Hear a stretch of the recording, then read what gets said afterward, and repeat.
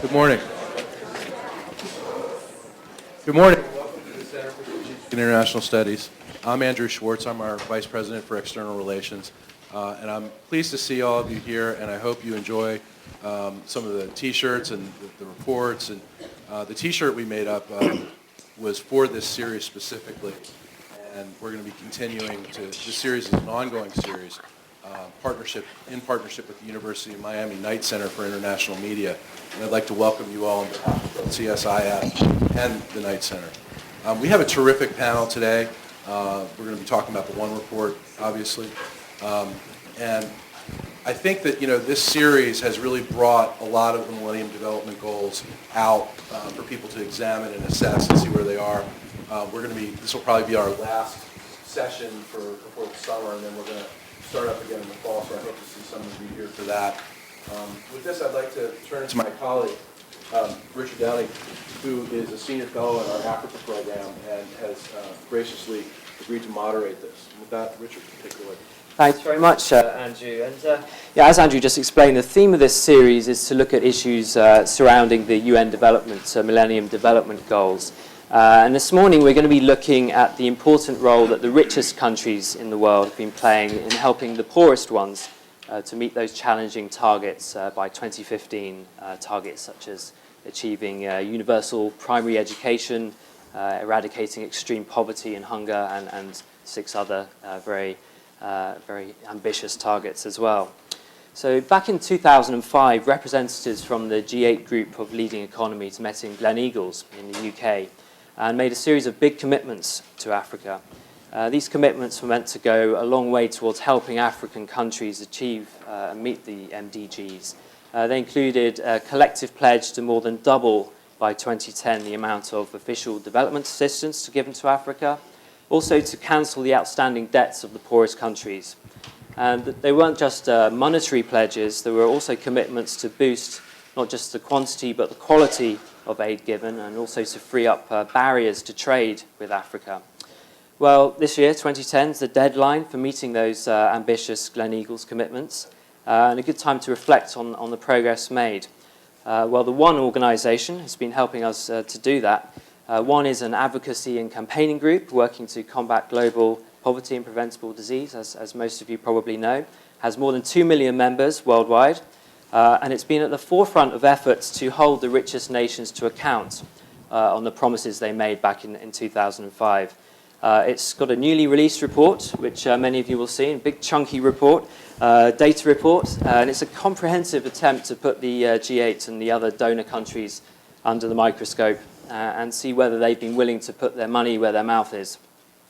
So we're very grateful this morning to have as our main speaker David Lane. He's the president and CEO of One. Prior long illustrious career before One, was previously Director of Public Policy and External Affairs and Director of the East Coast Office for the Bill and Melinda Gates Foundation. And previous to that, held a number of senior positions in federal government, including Executive Director of the National Economic Council at the White House, and also Chief of Staff of the US Department of Commerce. Mr. Lane holds a Master of Public Affairs degrees from the Woodrow Wilson Center at Princeton, and also an undergraduate degree from the University of Virginia. In addition, also a member of the Council on Foreign Relations and Vice Chair of the Board of Transparency International USA. So Mr. Lane is going to give us a snapshot of the data report's main findings, and then we're going to broaden the discussion out, and I'll bring in our other panelists who I'll introduce properly later, but Joshua Bolton on my right and Pearl Alice Marsh on my left. Great. So anyway, over to you. Thanks, David. Thank you, Richard. That was completely unnecessary. And I'm not going to stand up. I think I'll just do this sitting. I know most of what I think I need to say. And I want to thank Andrew Schwartz for bringing us together, CSIS and University of Miami, you, Richard. And I'm really honored to be sitting here with Pearl Alice and Josh, who's also my board member, so I'll be on my best behavior.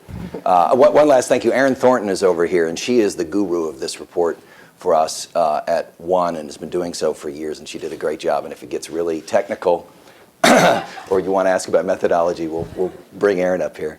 Let me just say a word about One, what One is. We're a global anti-poverty advocacy organization. We work with lots of you. I recognize a lot of people here in town. We're co-conspirators with many of you. Focus mostly on, as Richard said, the rich countries and their commitments to Africa. We have offices in London and Berlin, now Brussels and Paris, and we kind of worked the G8 circuit because that's the framework that we thought was provided the greatest opportunity to to change policy, improve policy, and increase the flow of resources to Africa. I should say, we had a trip to Africa in March. Josh was part of it. One of our founders, Bono, was part of it. And at the end of the trip, he scratched his head and said, you know, I wonder if we've been misnamed all along. Maybe we shouldn't be one. Maybe we should have only been one half. Because we're focused on the rich countries, but look at all the stuff that's going on down here where we ought to be engaging more fully with African voices in terms of their leadership and supporting their leadership. And to be honest with you, as an organization, we're wrestling with that right now and trying to find better ways to engage more directly with countries in Africa, though we do have staff there already. The data report is our annual effort to hold the G7, in this case, accountable for the commitments they made in Gleneagles. Data is the original name, is the name of the predecessor organization, Dead AIDS Trade Africa, Democracy, Accountability, Transparency in Africa, which was always meant, and you probably know that organization, that's the organization that used to lobby Josh when he was both Chief of Staff and Director of OMB at the White House. And I think it was a very effective policy and lobby outfit, and then we merged with one to become more of a grassroots organization so that we bring all the tools sort of in one place to mobilize support for development. This report is the final one because it's the final year of the Gleneagles commitments. It may live on in some other form. We're thinking about ways that it should reflect new accountability metrics going forward.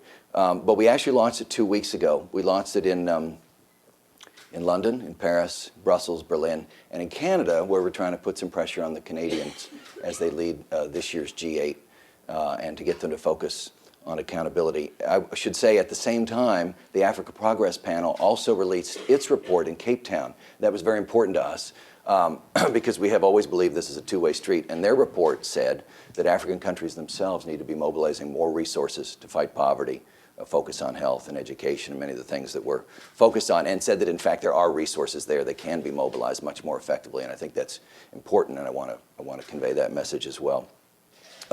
So the headlines of the report. We clearly believe that the last 5 years, the period since Gleneagles, have seen historic increases in aid flows and in debt cancellation to Africa, and that there's a lot to show for it. You can focus on disappointments, and I can highlight some of those, but in fact, by the year 2009, the G7 have delivered on 44% of the commitments made to double assistance to Africa. I think it was actually costed out at $22.7 billion or something like that would be the doubling. By the end of 2010, our projections, and that we think they're pretty sophisticated, Aaron and her team have done a nice job of sort of projecting what the 2010 numbers will be. We believe they will have delivered on 61% of the commitment. That's disappointment in some particular cases, and 61% is a little more than half full. But by any measure, $13.7 billion, which is the number that has been delivered over this period, is pretty dramatic. It's more than double the rate of increase in the 5 years leading up to Gleneagles.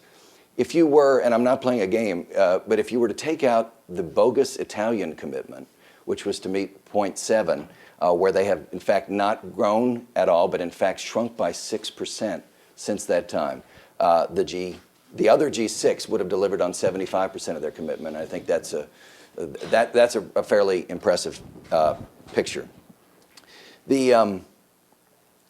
All of you know that dollars only matter to the extent that they have yielded results. And I think it's very important that we always focus on actual results. And again, I think the record of this last decade, it has been a decade of development. We've seen 42 million more kids in Africa in primary school as a result of debt relief, from 50,000 people in ARVs in 2002 to more than 3 million today in sub-Saharan Africa, more than 200 million bed nets as a direct result of the Gleneagles commitment. And again, bed nets are not an ultimate outcome, but malaria deaths cut in half in a number of countries, Zambia, Ethiopia, Rwanda. There's a lot to be said for that. Vaccination. I think 257 million more kids vaccinated as a result of largely the Global Alliance for Vaccines and Immunizations, which I think they can accurately pinpoint 5.4 million lives saved as a result of effective immunization. So our organization believes there's a lot to show for these dramatic increases in foreign assistance. Debt forgiveness, just to remind everybody, and the report lays this out, Gleneagles was not just about money, but there were debt cancellation commitments as well. They were met early, right out of the gate. There was a lot of action on bilateral and multilateral debt, though our report issues a bit of a warning on there that there's some backsliding, countries converting from grants back to loans because it's an easier way to leverage their meager resources. Countries borrowing more, and we're concerned about that trend.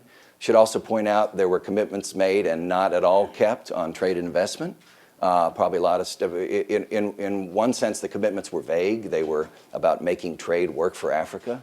When you make a vague commitments, it's hard to know whether you've measured up. But I think nobody with a straight face would claim that that commitment has been delivered on. There was probably a lot of stock placed in Doha, and everybody knows the frustrations with Doha. So that's a disappointing area, and we believe as an organization there's much more that can be done in that area. And Josh, as my board member, was another one of our insights from Africa. It's an area that we as an organization are going to focus on to a much greater extent.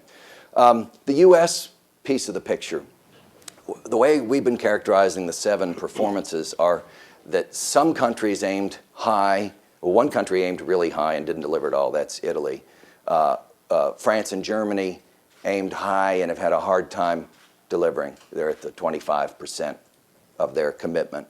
Canada, we've been comfortable saying Canada, Japan, and the U.S. made modest commitments and exceeded them. I'll get back to the U.S. in a second. And the U.K., I think, really is a superstar. They made really bold commitments. They're committed to spending 0.7 of their GDP by the year 2013, and they're damn close to doing it.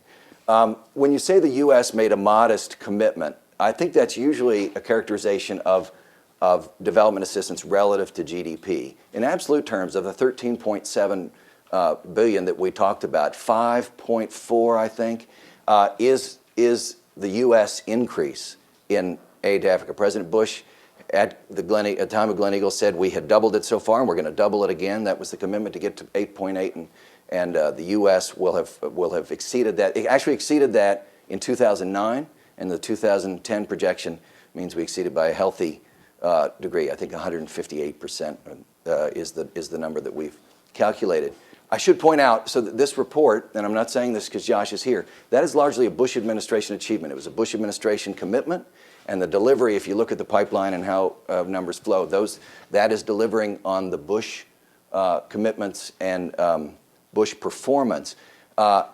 We will also say that I think President Obama has pivoted in a way that builds on that, and so has announced a global health initiative of $63 billion, food security initiative, I think $3.5 billion of new money in 3 years.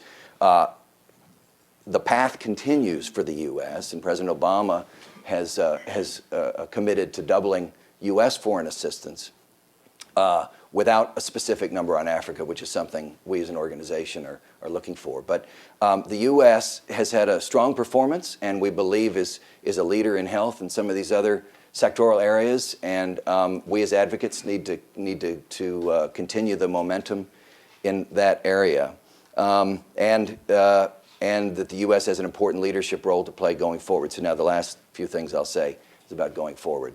What are the lessons of this for us? I just want to restate that results matter, and we think there have been substantial results, especially in the health areas over the last few years, and that's important. As advocates, it's always important that you let people know that what they've advocated for has made a difference, but I think we can all say that with confidence. The second finding, I guess, for us is a response to the question, does the G8 or do collective commitments matter? And we would say they do. As disappointing as it is that a country would only deliver on 25% of what it said it would do, don't think many people believe that $13.7 billion would have flowed to Africa from the G7 without the mutual pressure that the G8 commitment yielded. And I think that's a good thing, and we want to find ways as an organization to replicate, not exactly the same way, but to garner additional shared commitments with some greater specificity. There's a real lesson here about accountability. We've embraced something we call the track principles, which is that commitments need to be transparent, results-oriented. You need to know. They need to be specific about additionality, about conditionality, and you need to be able to measure at the end of the day whether they were kept. That's something we think is very important. Probably we wish that at the G8 last year in the L'Aquila food commitments that somebody had followed those practices, because they were a little squishy and it's hard to know how the G8 is doing on its commitments from last year. The Canadians, the good news is the Canadians are deeply committed at this G8 to publishing an accountability matrix to look at what the G8 has done in the past to live up to its commitments, and that's very, very important. So the last point I want to make is that even though we've described this as the end point, this is the end of the data reports that measured the Gleneagles commitments, we really just believe it's a turning point. This is step along the way. We really are counting on the G8, even though this is a tough time, to put forward a bold maternal and child health initiative, to get much more specific about how they'll hold themselves accountable going forward. And we believe that's a key moment as we head towards September, where if you were paying attention last September when President Obama went to the UN General Assembly, he made a very bold statement about this year's UN General Assembly. We call them the 36 words. I don't think anybody in the White House thinks of them as 36 words, but Bono said so in the New York Times. We're trying to make it real. That by the time we come back this year in September, we want to see a global plan to get the MDGs on track, and that he really believes that extreme poverty can be eliminated in our time. So we've yet to see the administration's plan. We want to see a national development strategy, but we think an MDG plan will be an expression of that. We're eager to see that soon, because they don't have a whole lot of time to then take it and multilateralize it and try to sell it as more of a global approach. We believe that's very important, and we're going to be spending most of our energy between now and September as an advocacy organization pushing for that. I think I exceeded my limits. I hope I gave the basic findings of the report, and we'll be happy to elaborate or call on Aaron later. Thanks, Richard. Thanks very much, David. Well, plenty of strands to pick up there and material for a good discussion now. And to help us get into the details, I want to bring in our other panelists and introduce them. You have their biographies in front of you, so I won't go into all the details. But just pleased to have on my right here Joshua Bolton, who's on the board of directors at ONE, and as David mentioned, former White House Chief of Staff under George W. Bush, President Bush, from 2006 to January 2009. On my left, joined by, and I should mention actually to update that you're now teaching at Woodrow Wilson Center as well, so alumnus there. And on my left, we have Pearl Alice Marsh, who's the majority professional staff member in the House Committee on Foreign Affairs. In that role, Dr. Marsh is responsible to the chairman for oversight of foreign assistance and legislation relating to Africa and global health as well. So be keen to bring in her perspective. So anyway, let's kick off with some questions, and maybe I should start with you, Josh. You were deeply involved in the process. You were serving in the White House at the time when these Gleneagles commitments were made, and let's just reflect a little bit and how, David mentioned the size of the ambitions made by respective nations. How would you yourself judge the size of the US ambition and how it went about achieving them, and reflect on success from your perspective?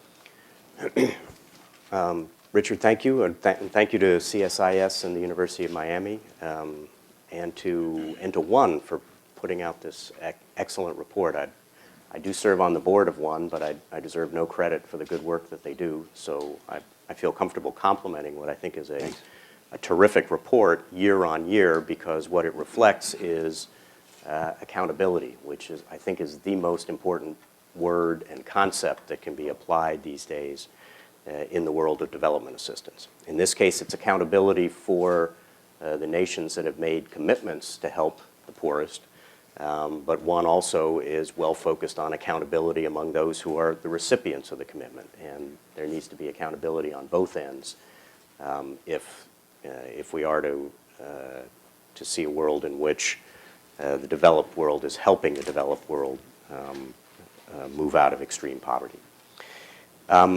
I was around for Gleneagles. I was in the administration. In a way, even more important for these purposes than my post as Chief of Staff, which I didn't take until early 2006, was the post I held when Gleneagles was underway, which was I was the budget director. So I wasn't at Gleneagles. Nobody likes to have the budget director with them. So I never got to travel with the president when I had that job. But I was involved in the process of agreeing to generating and agreeing to the commitments that were made. And we came at it with an appreciation that once you make a commitment, like doubling foreign assistance over the term of over President Bush's term, or in the case of the Gleneagles commitment, doubling assistance between 2005 and 2010 to sub-Saharan Africa, that the United States really has to live up to its commitment if it's to have any credibility in this world. So while David correctly pointed out that the U.S. commitment is sometimes criticized as being modest, it was a commitment that we felt was at the extreme end of what we would be able to meet. And the truth is, it was a pretty big commitment. Doubling your assistance to a country in the midst of what was then a pretty constrained budget environment, not as constrained as it is today, but still pretty constrained, was a big commitment. And Bono and the One Organization had a lot to do with helping move the Bush administration toward doing that by persuading President Bush and senior folks in his administration that this was money well spent, that we could make additional commitments to aid in Africa, to the relief of the AIDS crisis, to address the malaria crisis, to promote economic development, and be confident that the money would be well spent. And I think what the report reflects and what the record reflects is that that's all turned out to be true. So my own perspective on the Gleneagles commitment is, first, commitment met. More importantly, commitment met in a way that really is helping people in Africa overcome extreme poverty, and in a way in which the American people should be proud of how their tax dollars are being spent. Thank you, David. We talked about quantity of aid, but quality as well, you've both emphasized as being important. Pearl Alice, can I bring you in here and ask you, and perhaps the others can contribute as well, is in terms of improving quality of aid, and in the report it does highlight that the US has been less effective in terms of the quality of aid it's provided. How does, from a congressional perspective, how does Congress move forward and work harder at improving quality rather than just mere quantity? Well, I too want to thank the University of Miami, CSIS, and One for inviting me. As a matter of fact, I'm not fond of public speaking, and only CSIS and One could get me out this morning. And I also want to thank all of you for coming. When I look out at all of your young faces, it makes me think back on my own young years when I was sitting in those chairs, and taking on the responsibility of both develop the intellectual rigors to understand the world, but then taking on the moral challenge and the political challenge of helping to address all the things that need correcting in the world was an important part of my life and has been an important part of my life. So I want to congratulate all of you for your commitment for the same thing. In term, oh, That's all right. maybe we'll just put this down here. There you go. You wanted to know about the quality of U.S. foreign assistance. And right now we're in the midst of rewriting the Foreign Assistance Act. Chairman Berman has been committed to rewriting the Foreign Assistance Act and making it more relevant to the challenges that we face today. I'm a hardcore partisan, but I have to tell you, As am I.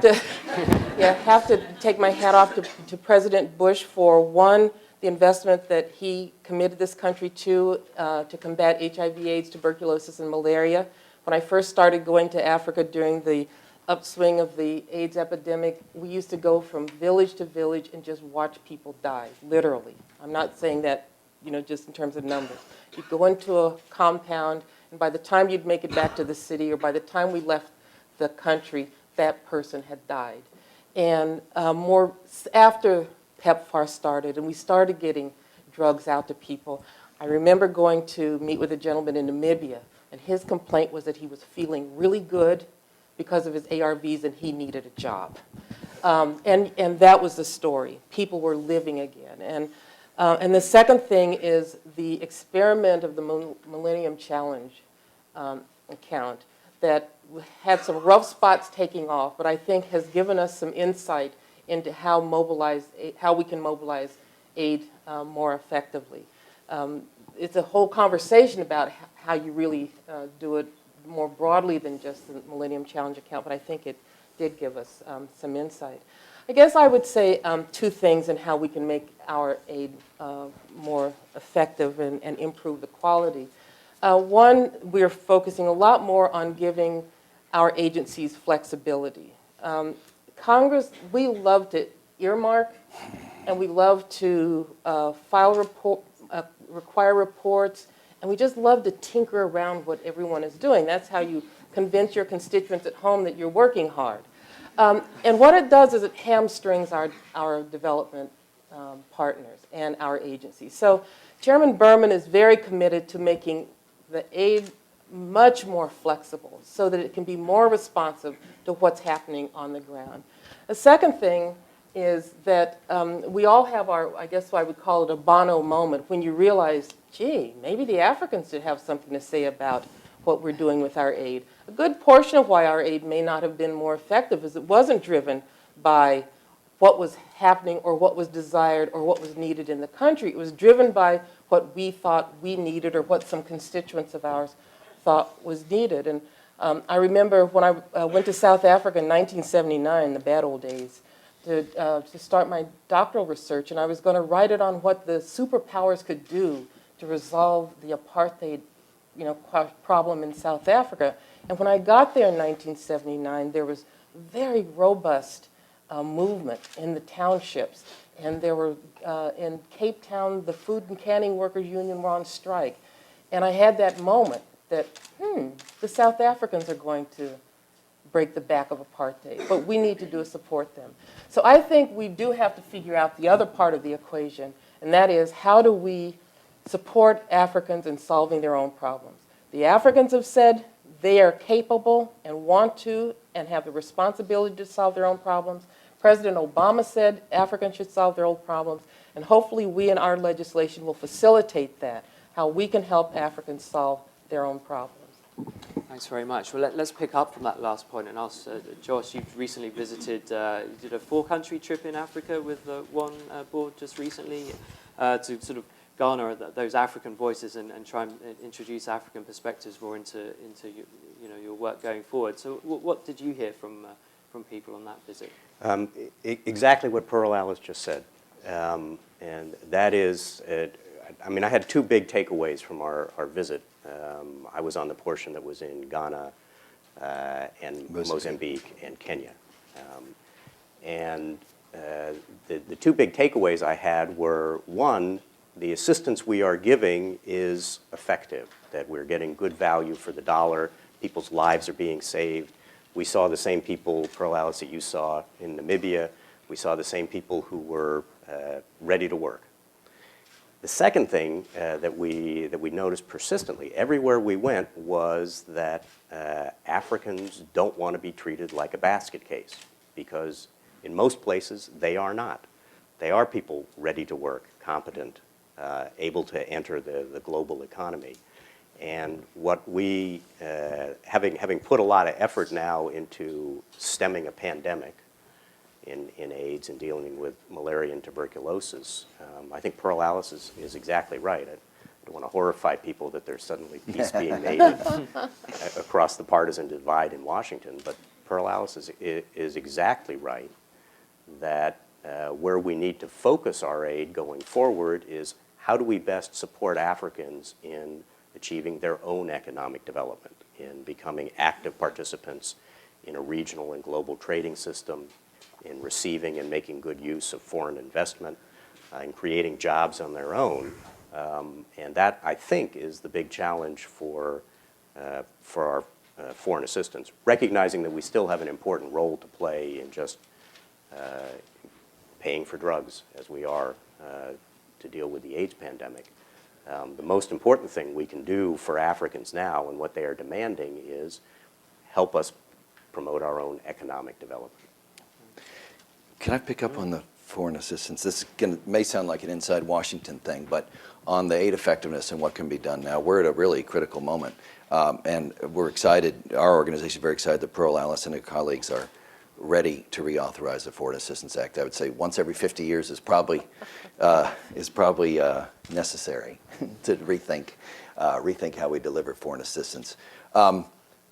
There's, even as I said, the last decade might be characterized as a decade of development. In terms of how we deliver it, it's been a decade of incredible frustration. And I think as in 2008, as people looked toward a new president, there was a lot of energy in town about how to redesign and rethink this work. Noam, you probably are the one who created that chart that's made its way around Washington of all the arrows and boxes of how we try to deliver foreign assistance. It's really a disaster. And I don't think anybody disputes it. And that's certainly not a criticism of the Bush administration. What they, in fact, did, they were so results-oriented, was when they would see a system that they were suspicious was not going to be able to deliver, is just design a workaround. I mean, that's at least my view of PEPFAR and some of the vehicles that were created to deliver assistance effectively. And Millennium Challenge. And Millennium Challenge were workarounds because the system that we have in place does not work. So all of these things have been coming to a head. Those who watch what goes on in Washington knows the president may or may not have, I think he does now have a presidential study directive. It's PSD number 7, that it's a rethinking of development, how we want to approach development. The State Department has its own, which may be problematic that we have these different documents, but the QDDR, that it's all coming together. We have the House and Senate both very eager to reauthorize this. So I'm bringing this up because those of you who are advocates, now is the time that should be telling the White House that we really want a national development strategy that kind of lays out where we're headed, and that wants some clarity so that these goals that Pearl Alice has sort of laid out can be more easily delivered on and communicated to the public.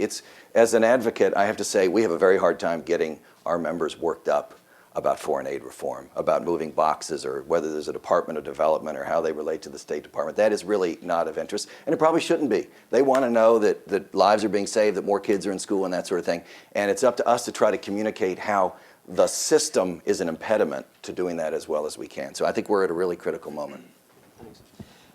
Let's look, we've obviously focusing, and rightly so, on the commitments that the richer countries made in Gleneagles.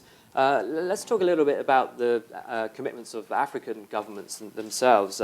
They've also made a series of commitments going back to 2000, 2001 on spending specific amounts of their budget on health, on agriculture, and so on. Would you sort of give a quick report card on how they're doing, how African governments are living up to their commitments? That's obviously a huge disparity and divergence. So the one we focused on when we were in Mozambique, I think, was agriculture, and we were traveling with the great Mo Ibrahim. He was one of our hosts. He's quite a, as Bono says, he's the rock star in Africa. And he pointed out to us that, I guess it was in Maputo, the Africans, I guess it was an AU gathering probably 6 or 7 years ago, committed to spending 10% of their national budgets on agricultural development, and only a handful have done so. So they're lagging. And if you saw the very painful New York Times story a few weeks ago on AIDS spending and the fight against AIDS and the perhaps the setbacks that we're seeing right now, they pointed at the rich countries and fully funding PEPFAR and the Global Fund, but they also pointed out that in Uganda they were acquiring very expensive military jets and underinvesting in global health. They were, in fact, diverting resources. And I think all of us who believe in foreign aid, if we thought that our assistance was letting governments off the hook to fund their own initiatives, we would rethink, and we should rethink, the role that we play. And that's not a Western perspective. I tell you, one of the things that, Josh, also, we traveled to Ghana and Ethiopia the year before, and we had this very powerful dinner where entrepreneurs got together and they said, you know, what bothers us is sometimes our government is more responsive to the World Bank country director than it is to us and our needs and what we say we want. And that is very powerful. It's very powerful.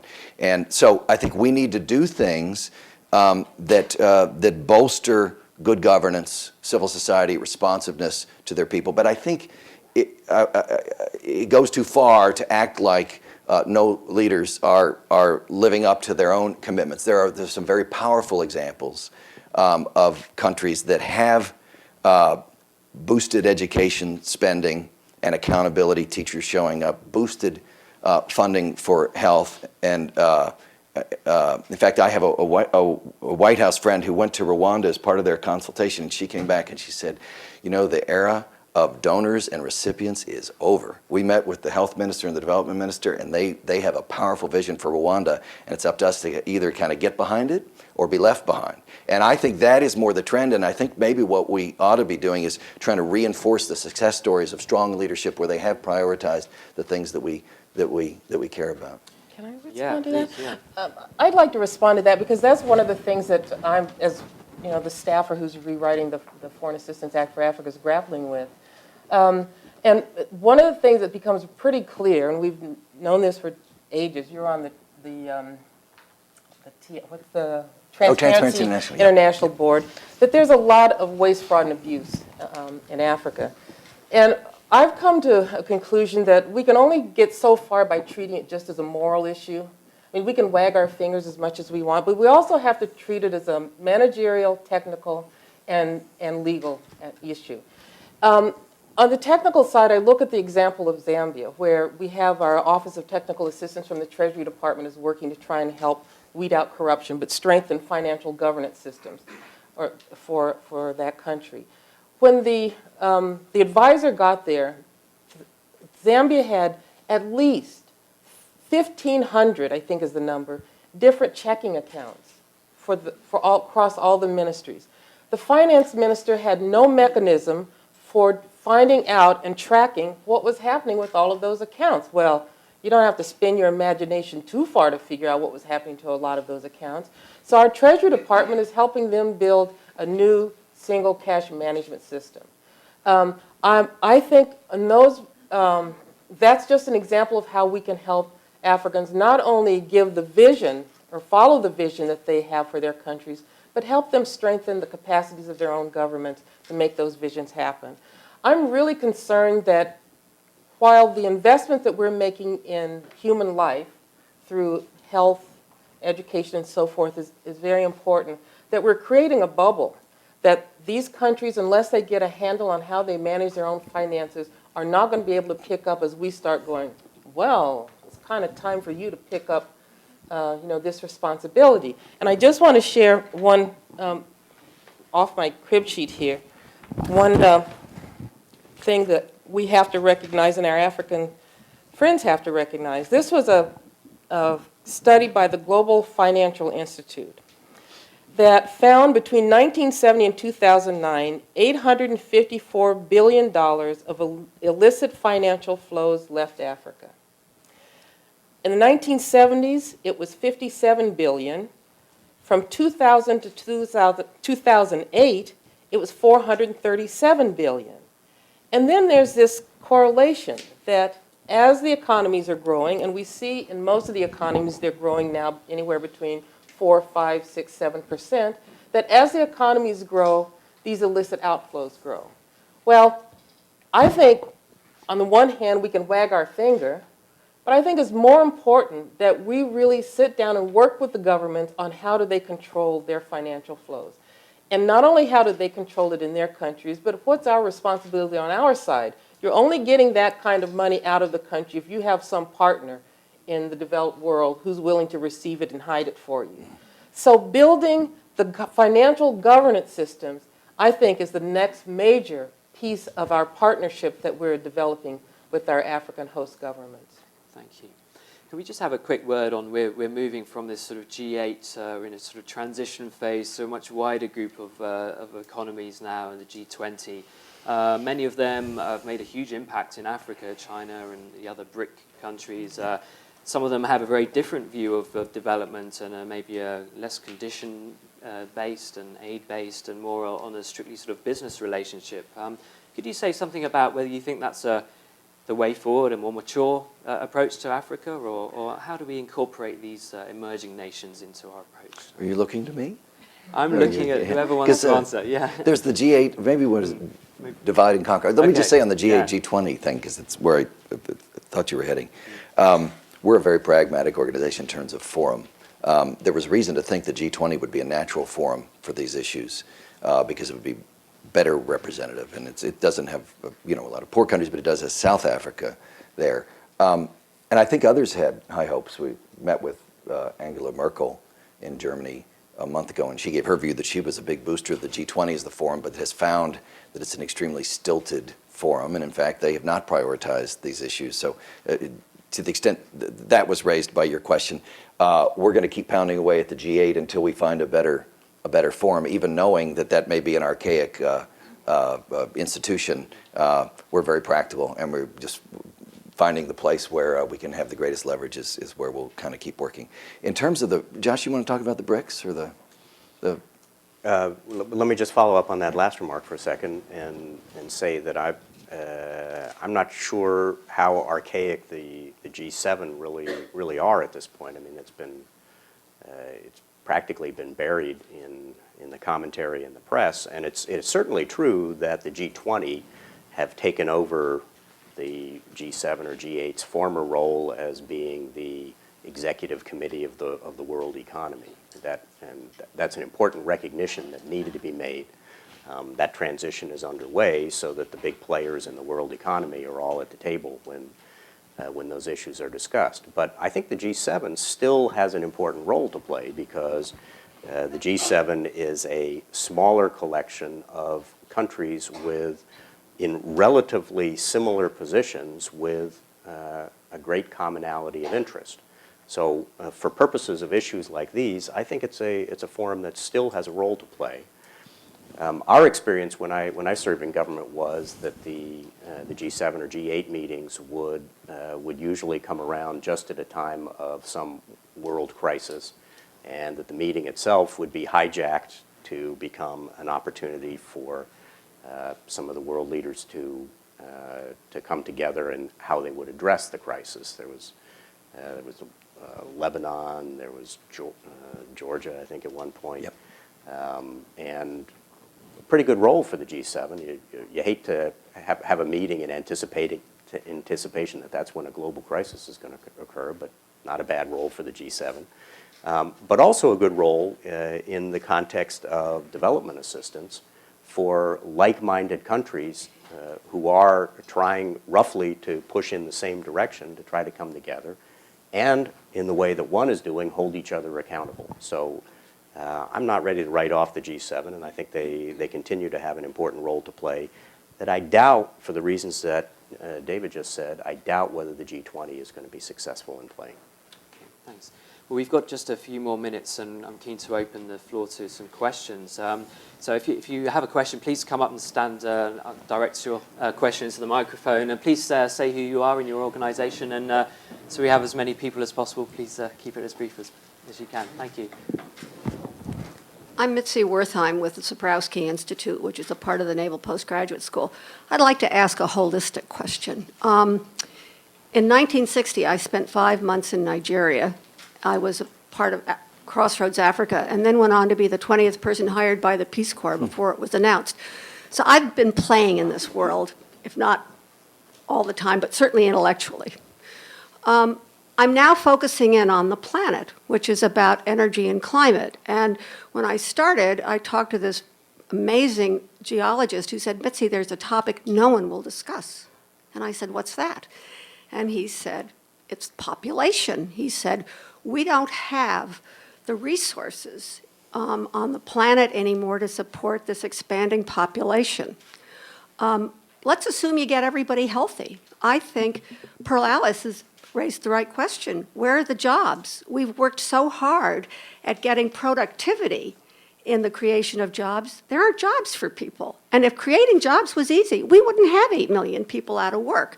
So I'd like you to think about it from a holistic rather than just taking a piece of it in terms of solving that problem. Well, you know, we have, what, an hour here, so we can't delve into every issue, but clearly, creating jobs and building strong market-based economies in Africa is important. And that means a robust private sector. It means a government that can enable that private sector not only to flourish within country, but to compete regionally and globally. That's what the Africa Growth and Opportunity Act was designed to do. It's not come through, to be honest with you, that I think it's 85 or 90% of what's accounted for under AGOA is petroleum products. That's not what it was designed for. When you walk through the streets of Africa and see all those young men usually selling, you know, all that plastic stuff, those little gadgets and trinkets from, they're probably made in China or somewhere, it just breaks my heart. Those young men should have the same kind of jobs that all of you are training out there to be. So enabling those economies, to working with them in partnership, to build job-creating mechanism is important. Agriculture in Africa is key. I think coastal fishing is key. If you look at how Africa is not exploiting that 34,000 miles of coastline for serious commercial fishing, there are lots of those kind of basic sectors where we can build jobs and build economy in Africa. We'll take another question there. I'm Judith Kaufman. I'm an independent consultant, but a former diplomat with the State Department. I've also worked on AIDS issues, malaria issues. And I want to thank all the panelists. This has been interesting. And I particularly appreciated Pearl Alice's surfacing some of the issues on financial regulation, transparency. And it points to, and I'd like to hear the panelists' views on, where is the balance between African-led and perceptions then from civil society and others on what's important. One can go back and look at slow leadership on AIDS. Without international pushing on the issue, I'm not sure we would be where we are today. African governments committed to reducing taxes and tariffs on malaria goods, but that's a source of income, both licit and illicit, so very little has been done. The MCC put emphasis, and one of the criteria is doing good, so that may be a lesson learned in how one can do that. But I'd like to hear more about how one balances those needs, financial regulation, with what's happening in the field. Maybe I'll take a stab. Yeah, to say African-led is not just simply to say that we have experts don't have opinion, medical professionals don't have insights that need to be applied. We love the Millennium Challenge initiative, and actually we'd like to see it expressed through all our foreign aid in the principles of MCC, as you said, to have greater currency in all of our foreign aid. The key insight there is that there was greater freedom to lead development, to spend funds and set your own priorities with after a certain set of gating requirements were met in terms of good governance and investing in your people. And it's in many ways it acknowledges that success in development does require good governance, which includes tax and budget systems and all of those things. So we actually believe, and I think we're going to see this in the Presidential Study Directive, that governance is a key part. In fact, if I would say heading into September in this MDG summit with 5 years to go, if they missed something in the first round of the MDGs, it was probably under-emphasizing the importance of governance, checks and balances, civil society, strong institutions, which is not a patronizing view to say African countries should develop the capacity to take charge of these things themselves. I think that's really critical to what we do. So I don't know if my other panelists want to add to that, but I agree that the importance of local leadership, but it doesn't just mean deferring without principle to local leadership.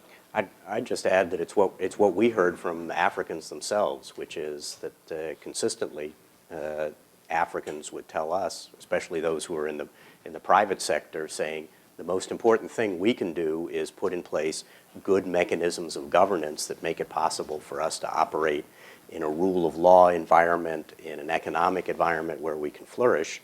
For that purpose, I think it's very important that aid increasingly, not less so, but increasingly be focused on providing support to those countries that are showing that they are committed to good governance and in a way that promotes good governance. And I think that's part of the challenge of foreign assistance going forward. The cool thing about the Millennium Challenge concept is, which has been underfunded from the plans that the Bush administration originally had for it. We had grandiose plans of $5 billion a year or something like that, and we're barely at $1 billion a year, I think, in it, which is a bit of a disappointment. But the model is proving successful, and what I think is really cool about it is that that concept, I think, is likely to spread to all of our foreign assistance undertakings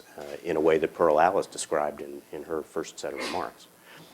I'd like to say, though, that we need to take a deep breath and realize that we can trust Africans. We were slow on the uptick in this country around AIDS, if you remember, that we were in denial mode for a long time and scapegoating and everything else.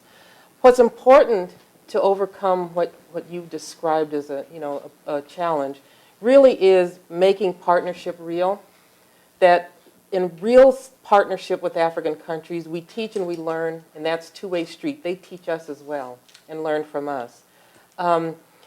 African countries want these changes, as you've just described. Our Treasury Department is working on financial governance, I think, in 13 different countries. It's not well funded, the OTA program, but the African countries want it.